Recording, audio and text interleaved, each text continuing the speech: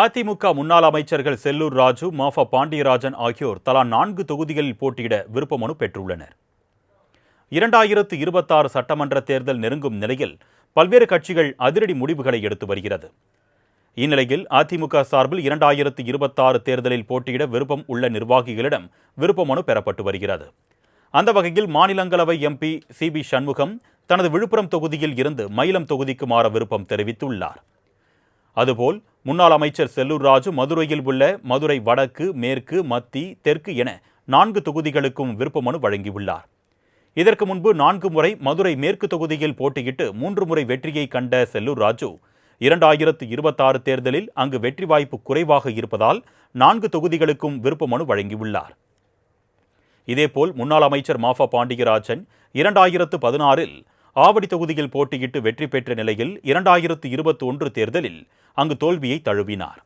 இதனால் தனது சொந்த மாவட்டமான விருதுநகரில் உள்ள விருதுநகர், சாத்தூர், ராஜபாளையம் தொகுதிகளுக்கு தாவியதுடன் ஆவடி தொகுதியையும் சேர்த்து விருப்ப மனுவை வழங்கியுள்ளார். மேலும் ராஜபாளையம், விருதுநகர் ஆகிய 2 தொகுதிகளுக்கு அதிமுகவில் பலர் விருப்ப மனு வழங்கி வரும் நிலையில் மாஃபா பாண்டியராஜன் எந்த தொகுதி கிடைக்கும் என்ற குழப்பத்தில் உள்ளார்.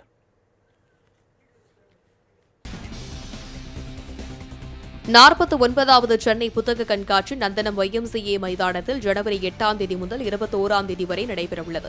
இதுகுறித்து சென்னை சேப்பாக்கத்தில் உள்ள பத்திரிகையாளர் மன்றத்தில் செய்தியாளர்களை சந்தித்த பபாசியின் தலைவர் RS சண்முகம், ஜனவரி 8ஆம் தேதி முதலமைச்சர் MK ஸ்டாலின் புத்தக கண்காட்சியை தொடங்கி வைக்க உள்ளதாகவும், துணை முதலமைச்சர் உதயநிதி ஸ்டாலின், அமைச்சர்கள் மா சுப்பிரமணியன், அன்பில் மகேஷ் ஆகியோர் கலந்து கொள்கின்றனர் என தெரிவித்தார்.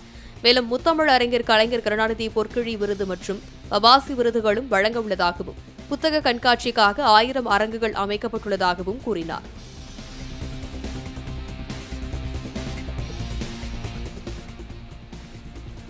பொங்கலுக்கு பிறகு எங்களை பார்த்து நாடே வியக்கும் என்று தவிக நிர்வாக குழு தலைமை ஒருங்கிணைப்பாளர் செங்கோட்டையன் தெரிவித்துள்ளார். சென்னை விமான நிலையத்தில் செய்தியாளர்களை சந்தித்த அவர், ஈரோட்டில் கடந்த 18ஆம் தேதி நடந்த தவிக நிகழ்ச்சி தமிழ்நாட்டை மட்டுமல்ல இந்தியாவையே திரும்பி பார்க்கின்ற வகையில் உருவாக்கப்பட்டிருந்ததாக தெரிவித்தார். மேலும் கூட்டணி உட்பட எல்லா முடிவையும் விஜய்தான் எடுப்பார் என்ற அவர், தவிகவின் கொள்கை மற்றும் லட்சியங்கள் வேறு என்றும் இதுகுறித்து அனைவருக்கும் கருத்து சொல்லிக் கொண்டிருக்க முடியாது என்றும் கூறினார். தமிழகத்துக்கு அடுத்த வியூகம் என்னவா இருக்கும்? கூட்டணி கட்சிகள் எங்களை பொறுத்தவரையிலும் இந்த பொங்கல் முடிந்ததற்கு பிறகு எங்களுடைய திருப்புமுனை எப்படி அமைந்திருக்கிறது என்பதை நாடே வியக்கும்.